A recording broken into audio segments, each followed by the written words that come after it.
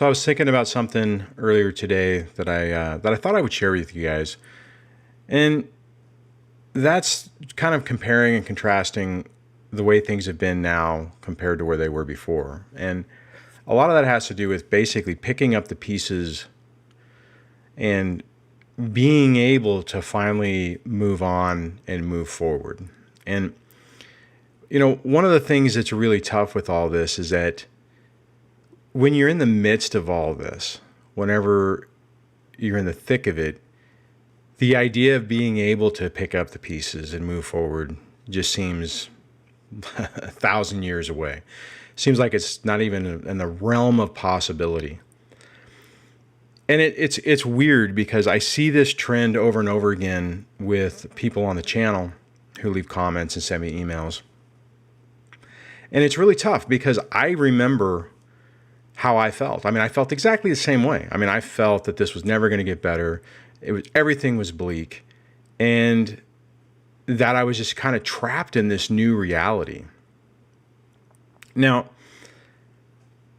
one of the things that, and I've talked about this before, one of the things that got me through those times was just basically getting angry and not realizing, but basically coming up with the idea that this wasn't going to break me, that I was going to persevere and survive so that I could get to the other side of this and not allow this person to destroy every part of my life.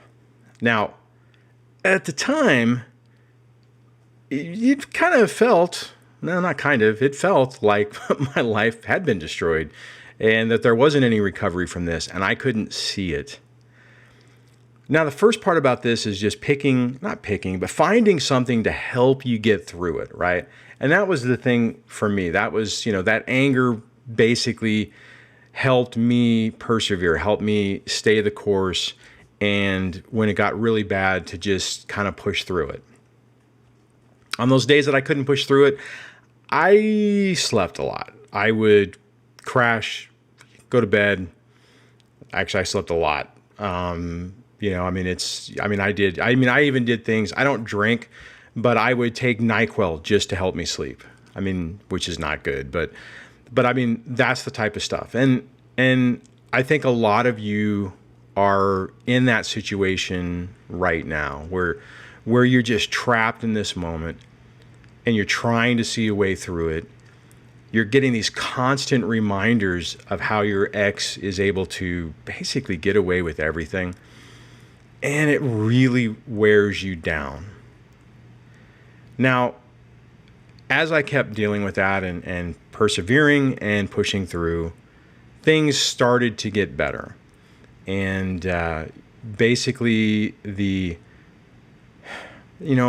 started to see a future. I started to get excited about the future again. That's really hard for me to, it's kind of hard to say that or even to think about that about how devastating these things are. But as you get more distance from the situation and your ex, and sometimes that means you have to create it in your own mind, right? Because they do a pretty darn good job of keeping us thinking about them, keeping us focused on how things are going or how bad they are for us and how bad they're not for the other person.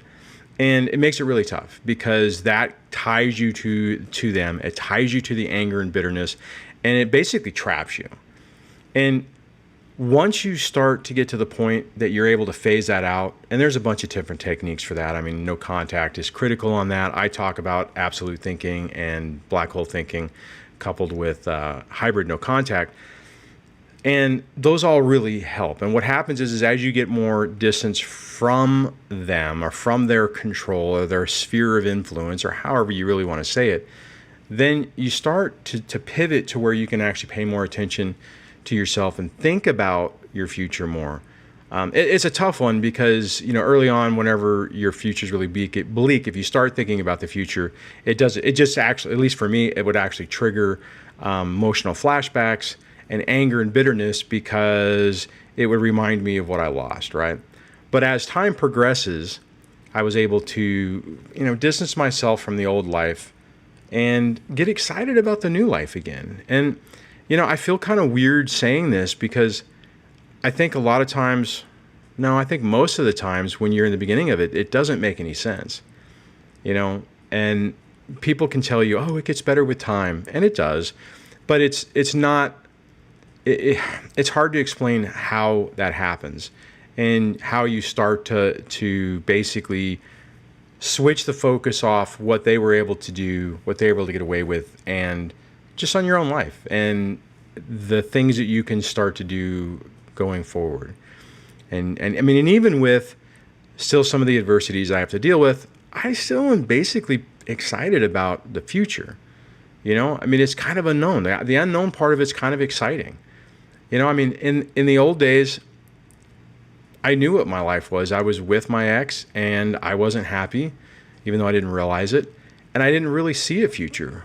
Actually, to be honest, back then, every day, the future scared me.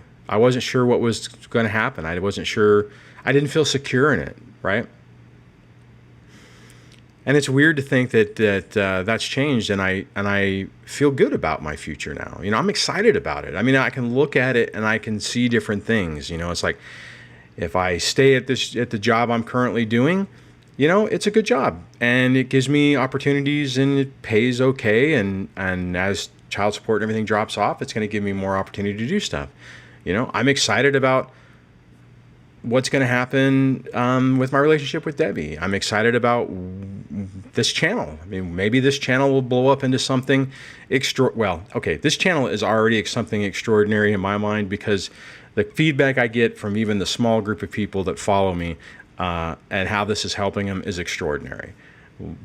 But I mean, if it grew bigger and turned into something different, and these pie in the sky ideas, that would be awesome. I mean, so I can look at things now and I can be excited about the future instead of depressed and angry and bitter, and a lot of this, to be honest, guys, is only really possible because I got out of that cone of chaos. Had I remained in that, I wouldn't be where I am today, and I wouldn't have the opportunity to have the potential to go wherever I'm going next. And a lot of times we lose sight of that. A lot of times we get so wrapped up in all the crap that's going on, the parental alienation, the finance crap, the emotional games, all that BS, that we forget that one of the greatest victories that we have is that we're out. Even if we didn't choose it, even if we were discarded and the decision was made for us, it's an opportunity to break this cycle of abuse, to really get your life back and really have an opportunity at a genuine life going forward. So something I wanted to talk about. I don't want to make this video too long, so I'm going to wrap it up. If you like this channel, please subscribe, hit the bell notification so that YouTube will actually tell you about videos. You can go over to the dadsurvivingdivorce.com website, sign up for the newsletter so I can add you on the list there. And yeah, I will chat with you guys in the next video. Take care.